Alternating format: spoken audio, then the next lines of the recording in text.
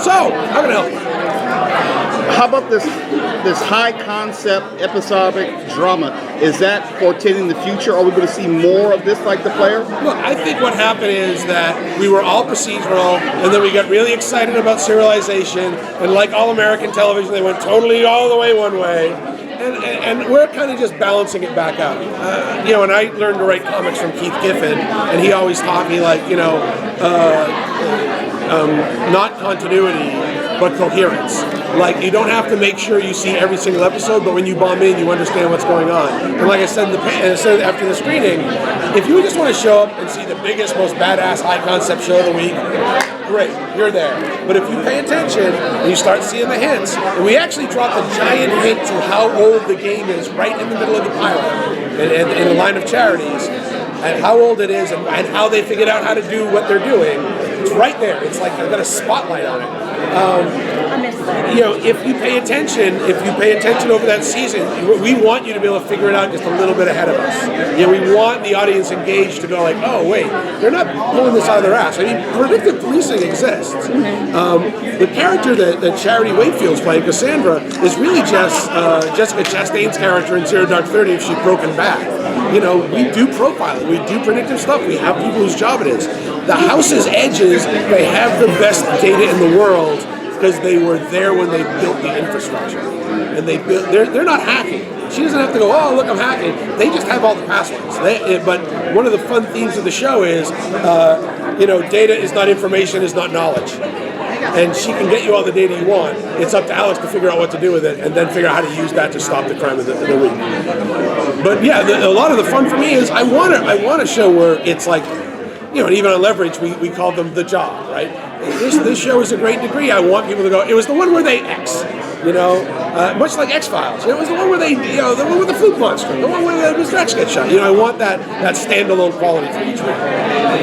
And sometimes it'll be the plot lines and sometimes it'll be the stunts, because it is, I mean, having Phil and Wesley who can do all their own stuff is amazing. That's Phil on the motorcycle through that whole sequence. That's Phil coming off the van. I mean, you know, there's very few stunt sequences in that where it's not him. You know, we really want to make sure you get one thing a week where you go, oh, damn, they did not just do that on TV. Yeah.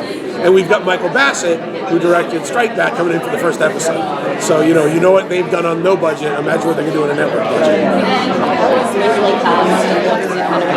Well, Wesley was cast because we were saying this character, we want him to be charismatic, because half the time you should think he's a bad guy and half the time he's a good one.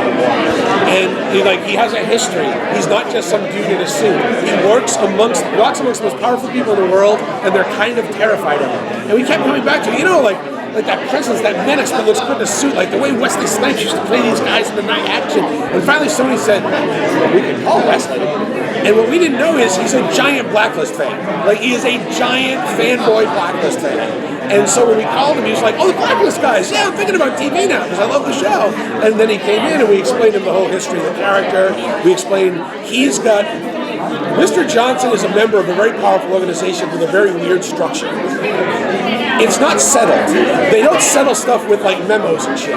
So he's doing a lot of investigating of that conspiracy. He's doing a lot of power management. He's the guy who goes out and gets the data from Cassandra to figure out what crime is happening next. So we needed a guy who can walk amongst all the worlds, and like you saw in the pilot, we needed a guy who can land a joke. I mean, Mr. Johnson doesn't work dry. He doesn't work just like, I'm scary. He's got to be that kind of, that whole sequence with Cal when he's going to get him out of the interrogation room, it's really funny. And Wesley's really funny, and that adds to that character. He's just not a straight man, I'm an old character actor dude. This is a guy who, like, in every episode, has one laugh out loud moment. But sometimes it's like, oh, he's going to kill me now, you know, but it's still that. So he just gave us everything. He gave us more than we originally thought we were into the character, which is always great with casting. I'm sorry, go ahead. The infrastructure you talked about where they get their data, is there actually a big computer program out there that was built, or is just... I think a computer program's simplistic. Okay. I think that basically what they did is they built backdoors into a lot of stuff. They've got a very complicated system to analyze it. But, you know, again, you need human beings. You need human beings to analyze it and figure it out. Notice I said human beings, not human being. So The house is a lot bigger than it looks, and part of the fun of the show is unraveling that how big the conspiracy is and where it goes around. But it's a mix of, you can never beat human intelligence.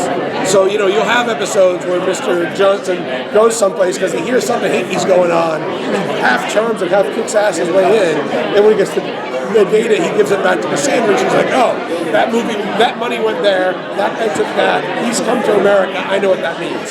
Just like regular profiling works. But they're just doing it on a much higher level. What are you most excited about for the fans to be drawn into? Well, I think there's three things. One, it's just the character dynamics. All the actors are really fond of each other. There's already, you can tell the little rhythms are setting up, the little dynamics are setting up. There are three characters who don't like or trust each other from like moment one, and so that's a lot better than, hey, we're a crime-fighting team. It's like any one of these people could kill each other at any episode. And I think right in the middle of the season, they actually took a pretty good run at it. Two, for me, is I'm looking forward to unraveling the characters. There's a lot more to Mr. Johnson. And we're playing with the tropes a little. Oh, Charity, Cassandra, she's the girl behind the screens. No, she's not. She comes out from behind the screens very quickly, and you realize that maybe Alex is the least dangerous of these three human beings. And the big thing with the stunts and the action is the conspiracy, is the fun of there's a world for the audience to crack and unravel. And they'll obsess. And look, you can't outwit them. They're smarter than you, and there's more of them. But you can throw them stuff that'll make the game fun to play. All right, gonna go? All right. Thank you so much, guys.